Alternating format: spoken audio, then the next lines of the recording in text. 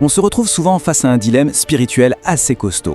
D'un côté, l'idée que notre vie est déjà tracée, et de l'autre, cette conviction qu'on a le pouvoir de créer notre propre réalité.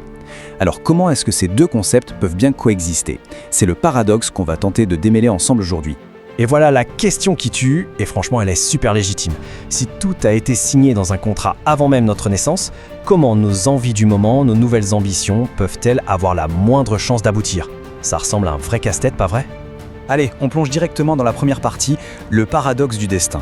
On va décortiquer ce qui ressemble à une contradiction totale entre un chemin tout tracé et notre capacité à manifester ce qu'on veut vraiment. Alors, d'un côté, on nous parle de ce fameux contrat d'âme, une sorte de feuille de route qui définirait les grandes lignes de notre vie. Et de l'autre, on nous dit que notre pensée est créatrice, qu'on peut attirer à nous tout ce qu'on désire. À première vue, ça semble complètement incompatible. Comment est-ce qu'on peut concilier le script et l'improvisation? C'est précisément là que les choses deviennent intéressantes et qu'une solution se dessine. Et si la clé, c'était tout simplement de voir ce plan de vie différemment? Peut-être qu'il n'est pas aussi rigide qu'on se l'imagine. Voilà, le point crucial, il est là.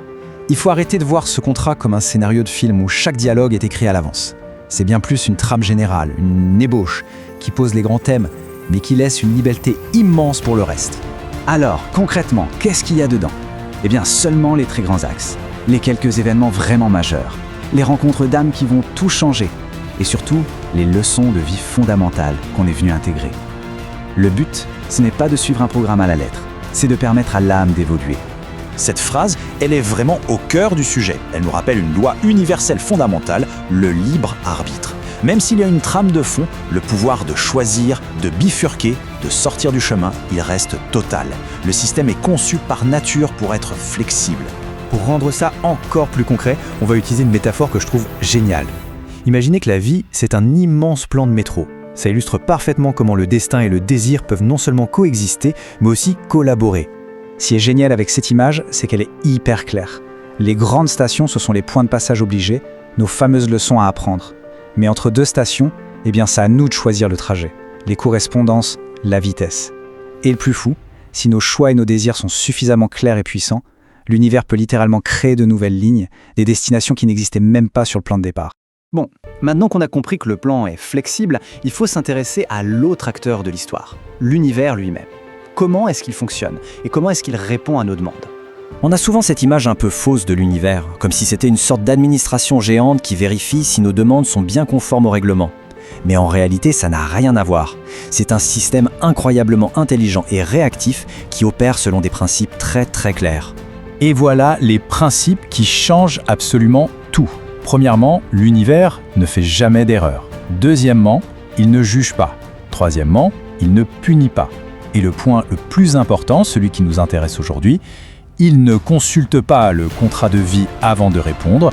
Ce n'est tout simplement pas un de ses critères. Alors, si le contrat n'est pas le critère, qu'est-ce qu'il est? C'est là que tout se joue. Le seul et unique facteur qui compte, c'est la vibration qu'on émet. L'univers est en quelque sorte un miroir énergétique. Il ne réagit pas à ce qui est écrit sur un papier, il répond à ce qu'on est vibratoirement, ici et maintenant. Tout ça nous amène logiquement à la toute dernière pièce du puzzle. C'est un concept essentiel pour manifester nos désirs, y compris ceux qui sont hors plan. C'est l'idée d'être à sa juste place.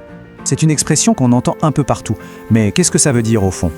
Ce n'est pas une question de lieu géographique ou de statut social. Non, c'est un état d'être, un état purement intérieur. Voilà la définition.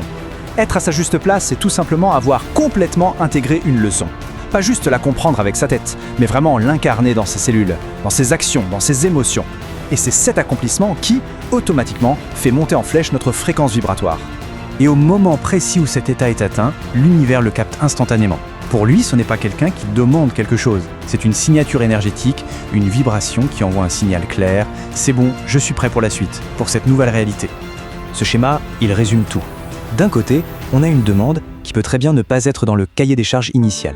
Et de l'autre, ce qui va tout décider, un alignement parfait et une fréquence vibratoire élevée. Au bout du compte, ce qui compte, ce n'est pas ce qu'on demande, c'est qui on est quand on le demande. Et là, tout s'emboîte parfaitement. L'univers n'a aucun besoin de juger, de consulter des archives ou de valider quoi que ce soit. Il fonctionne comme une loi de la physique. Il ne fait que répondre de manière totalement neutre, parfaite, à l'énergie qu'on lui envoie. Le système est d'une simplicité et d'une élégance incroyables. On va donc terminer avec cette question, pour la route. Et si on arrêtait de se torturer l'esprit à savoir si nos désirs sont autorisés ou prévus au programme? Et si le vrai pouvoir, la seule et unique clé pour créer sa vie, c'était tout simplement le travail qu'on fait sur soi à chaque instant pour atteindre cet alignement? Le passé est peut-être écrit, le futur est flexible, mais le vrai pouvoir, lui, se trouve uniquement dans le présent.